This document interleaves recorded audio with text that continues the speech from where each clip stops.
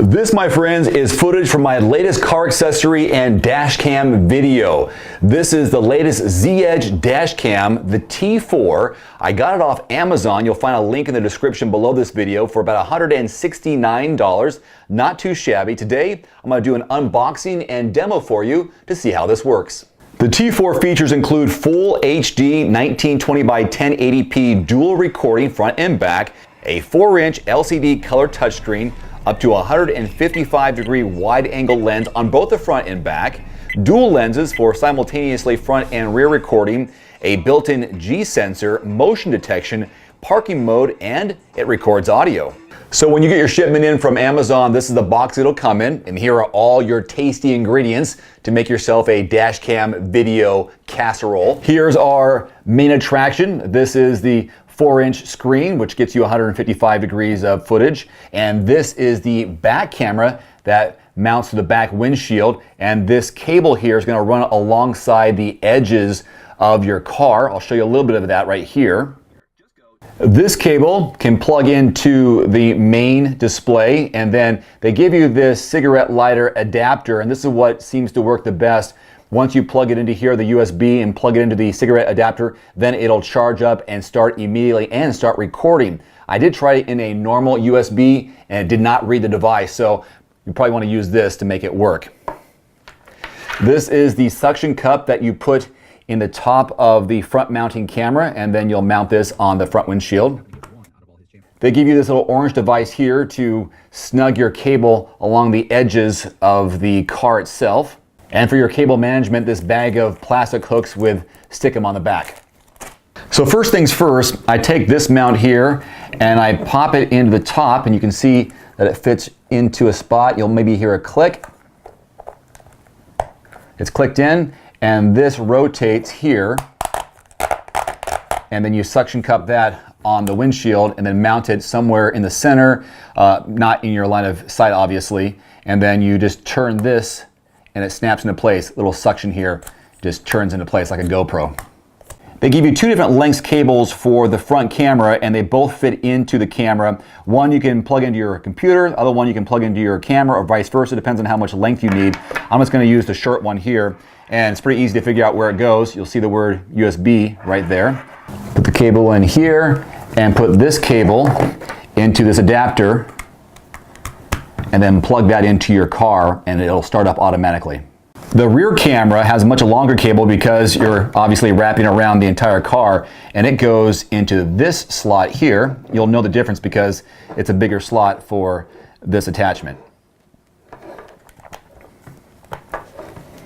Now on the surface, this looks like a very messy situation here, a big setup. But once you mount this onto the front windshield, you'll see how you can move these cables around to the side of your car and go to the back. That's the only downside of this setup here, is the long cables and using this device to slide it into the edges of your car. Other than that, once it's hooked up, it's good to go. Here on the left-hand side, you'll see your power button. Hold that down for a couple of seconds. Here is where you put your 32 gig SD card, which they do provide for you.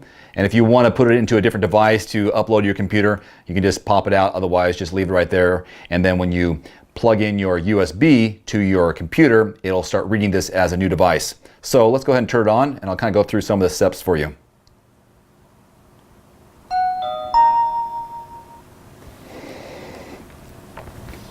So it's already recording, as you see up here on the left-hand side with those. Now I'm going to just tap the screen, and those 9 dots are the menu.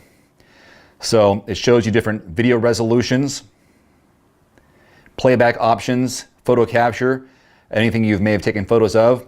The looping, I put it on the 5-minute loops. Settings, now there's 3 pages here. Go through and set up your day and time.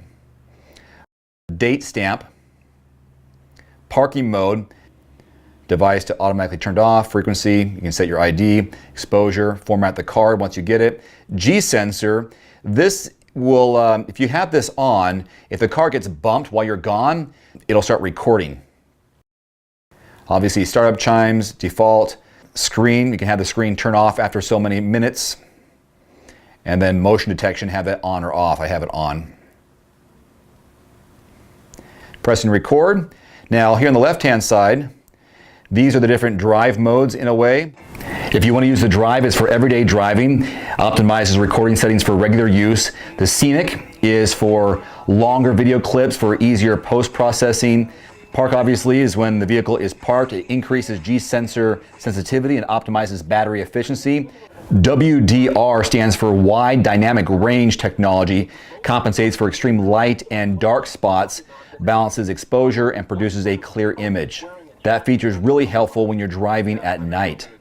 If you were to get in an accident and you want to have that recorded, hit that lock button and that'll save that video clip so it won't get deleted or destroyed. It does have a microphone, which is kind of cool because you can hear conversations or maybe the radio if you wanted that. You can put that on or off. I have it off there.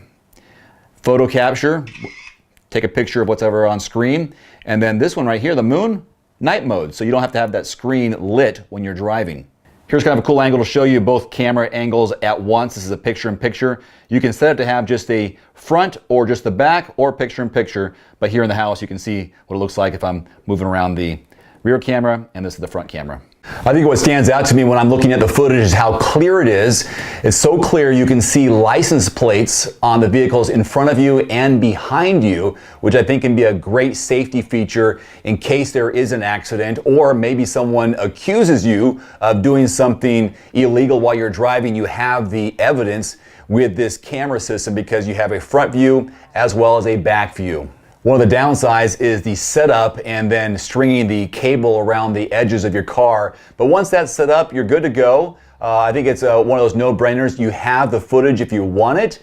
And for the people who want to go on road trips and enjoy some of the scenery and look back where they were, that's kind of cool. But all in all, I think it might be one of those safety devices that you install in your car. For $170, it's a nice peace of mind. Again, there's a link in the description below. I think the footage speaks for itself, and it's a good quality item as well. Until next time, I'm Dave Erickson. Thanks so much for watching. We'll see you next time. Adios.